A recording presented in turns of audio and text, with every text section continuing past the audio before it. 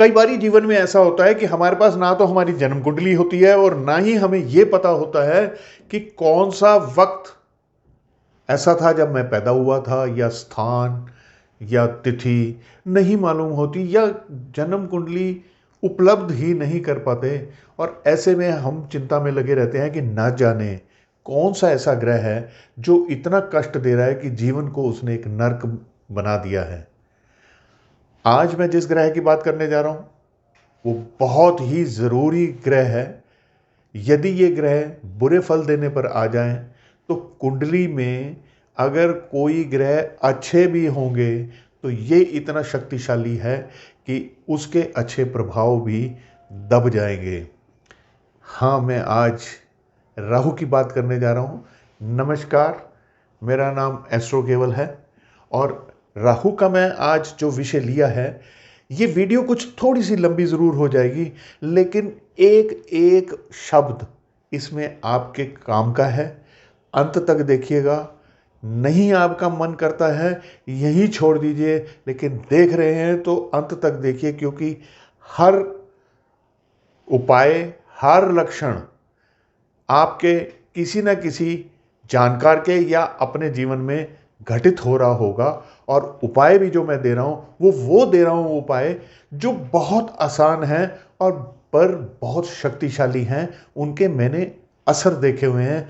राहु के बहुत उपाय हैं, लेकिन मैं बहुत थोड़े उपाय दे रहा हूँ। और इतने थोड़े उपाय भी ऐसे हैं जिसमें कुछ सावधानियां हैं, कुछ उपाय हैं जो आप अगर अपने जीवन में उनको अपना लेते हैं। देखिए, एक बात तो मान के चलनी पड़ेगी कि राहु बहुत ही हठी हैं, इसलिए उनके उपाय बार बार करने पड़ते हैं कि एक बार ही करा और ख़त्म, ऐसा नहीं होता है। इसलिए मैं आप चाहता हूं कि आप इस वीडियो को पूरी तरह से देखें, और अगर आपको ये वीडियो अच्छी लगे तो इसे लाइक कर देना और मेरे चैनल को तो ज़रूर सब्सक्राइब कर देना। किसी की अगर आप मदद करना चाहते हैं तो उसे ये वीडियो ज़रूर शेयर कर देना। अब मैं आता हूं अपने सब्जेक्ट पे। देखिए, राहु क्या है? राहु है अचानक। जो भी घटना अचानक हो रही है उसके पीछे कहीं ना कहीं राहु को हम मान सकते हैं। कभी भी किसी को कोई अचानक बीमारी लग जाए, डॉक्टर के पास हम चक्कर लगा रहे हैं, डॉक्टर ने सारे टेस्ट कर लिए लेकिन पता ही नहीं लग रहा कि बीमारी क्या है, इसके पीछे भी राहु को कंसीडर किया जा सकता है। देखिए, जो ज्योतिष में विश्वास करते हैं वो राहु से तो वो भय खाते ही खाते हैं।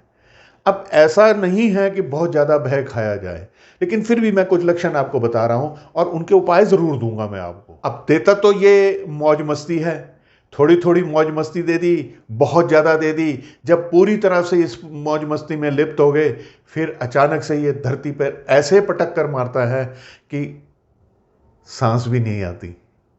बहुत बारी ऐसा होता है कि बहुत ही बड़े बड़े बड़े बड़े प्लान बनाने लग जाता है व्यक्ति।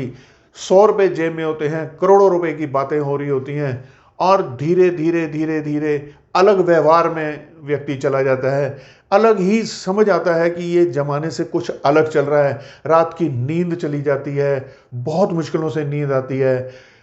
कई बड़ी बड़ी बीमारियां, डिप्रेशन, एंजाइटी, स्किज़ोफ्रेनिया और न जाने मनोरोग कितने ही ऐसे हैं जिसमें राहु के बुरे प्रभाव होने के कारण वो बहुत भयावह हो जाते हैं और ठीक नहीं हो पाते। अब ऐसे व्यक्ति को अंधेरा बहुत अच्छा लगता है और अलग अलग व्यसन में पड़ जाता है। यहां सिर्फ शराब की बात नहीं कर रहा हूं, सिगरेट, तंबाकू, ड्रग्स, इंजेक्शन लेना, न जाने कैसे कैसे नशों में इंसान लिप्त होने लग जाता है।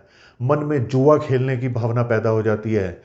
कभी कभी तो व्यक्ति कोई भी समझ ना हो पर अपना पैसा शेयर्स में या सट्टे में बर्बाद कर बैठता है। धोखा देने की प्रवृत्ति पैदा हो जाती है। और इतना ही नहीं, बहुत सारे उल्टे चक्रों में ऐसा फंस जाता है कि जेल, यानी अपराध की भावना पैदा हो जाती है। जेल, अस्पताल और पुलिस, कोर्ट, ये सारे केसेस भी आने लग जाते हैं। और तो और जो लोग राजनीति में होते हैं उनको राहु बहुत मदद करता है। लेकिन जब वो अपने चरित्र के ऊपर ध्यान नहीं देते या अपनी छवि के ऊपर ध्यान नहीं देते और उसे धूमिल कर देते हैं, तो ये ऐसी पटकनी देता है कि फिर आगे क्या बताऊं। अब आते हैं हम इनके उपायों पर। देखिए, राहु का सबसे ज़रूरी उपाय वो ये है कि आपका घर बिल्कुल स्वच्छ होना चाहिए। स्वच्छ कहने का मतलब है पूरे घर में एक भी मकड़ी का जाला नहीं होना चाहिए। हर कोना आपके घर का स्वच्छ होना चाहिए, साफ चमकता हुआ होना चाहिए, घर सुव्यवस्थित होना चाहिए और सबसे ज़रूरी है कि आपका टॉयलेट साफ होना चाहिए। अच्छा, यहाँ पर मैं आपको एक इससे भी आगे का उपाय बताना चाहता हूँ कि मैंने कई बारी आजमाया है कि जब राहु का प्रकोप बहुत ज़्यादा होता है तब एक उपाय ये किया जाना चाहिए कि 43 दिन तक यानी 43 डेज तक अपने टॉयलेट को खुद रोज़ाना साफ करना है लगातार, और इतना चमका देना है इन 43 दिनों में कि आपको उस टॉयलेट से ना तो कभी बदबू आए और ना ही कभी बुरा निशान नज़र आए। कोई भी घर के अंदर सीलन नहीं पनपने देना, ये भी बहुत ही ज़रूरी चीज़ है। खाना जो है आप रसोई में खाएं तो बहुत ही उम्दा, लेकिन एक सावधानी ये होनी चाहिए कि अगर आप खाना खा रहे हैं तो कम से कम अपने बेड के ऊपर कभी बैठ के ना खाना खाएं।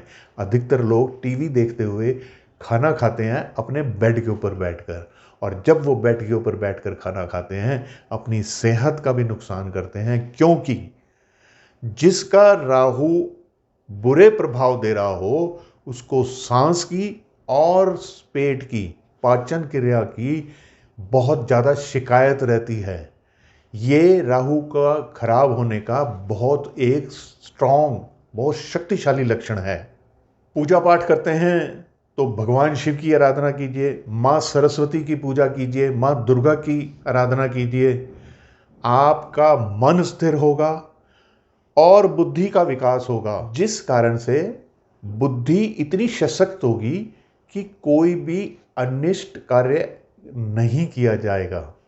लाल चंदन का तिलक लगाया जाए तो अति उत्तम है, और नहाने के पानी में अगर नीम की कुछ पत्तियां डाल दी जाएं और फिर स्नान किया जाए, या चंदन का इत्र लगाया जाए, या ये दोनों चीज़ें कर दी जाएं, और बाथरूम में, टॉयलेट में आप शीशे की एक कटोरी लीजिए और उसमें शुद्ध कपूर डाल के रख दीजिए। जब ये कपूर पिघल जाए तो उसे बदल दीजिए। है ना बहुत आसान सा उपाय। घर में जब भी ओछा लगे उस पानी में थोड़ा सा सेंधा नमक, कम से कम हफ्ते में एक बारी तो हो, और कभी गौमूत्र का भी आप पोछा लगवा सकते हैं। एक बहुत ज़रूरी चीज़ ये है कि घर के अंदर कोई भी खराब इलेक्ट्रॉनिक का सामान नहीं होना चाहिए।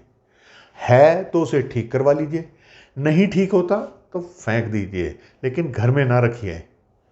अपने घर में या आसपास में कोई ऐसा धुआं ना होने दें जिससे सांस लेने में कठिनाई हो। हाँ, आप हवन कर सकते हैं, अगरबत्ती जला सकते हैं, धूप दिखा सकते हैं, लेकिन यदि कोई लकड़ी जल रही है या कूड़ा जलाने की आदत है तो उसे तुरंत बंद कर देना चाहिए, क्योंकि ये राहु को खराब करता है। नीले और ग्रे कपड़े यानी स्लेटी रंग के कपड़ों का थोड़ा सा परहेज करिए। और आखिर में एक बहुत ही ज़रूरी, बहुत ही अच्छा उपाय बता रहा हूँ कि कोढ़ियों को, जो कुष्ठ रोगी होते हैं, उनके आश्रम में जाइए या कहीं मिले, उनको भोजन करवाएं और बड़े प्यार से करवाएं। देखिए, ये सारे उपाय ऐसे हैं जिनको जीवन में अपनाया जा सकता है, चाहे राहु अच्छे फल दे रहा हो चाहे बुरे फल दे रहा हो। हाँ, राहु अच्छे फल भी देता है, बड़ी जल्दी वीडियो दूंगा मैं आपको, और अच्छे फल भी बहुत अच्छे देता है। इंतज़ार करेंगे ना उसके लिए।